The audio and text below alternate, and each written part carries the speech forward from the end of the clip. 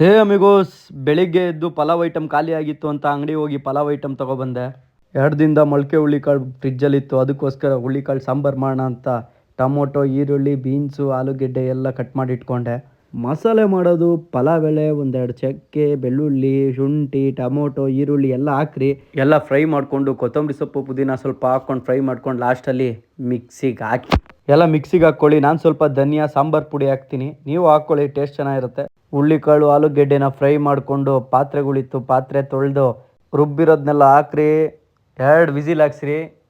ದಿಬಿಡೆ ಸ್ವಲ್ಪ ಬಟ್ಟೆ ವಾಷಿಂಗ್ ಮಿಷಿನ್ಗೆ ಹಾಕಿ ಧನ್ ರೆಡಿ ಆಗೋಯ್ತು ಭಯ್ಯ.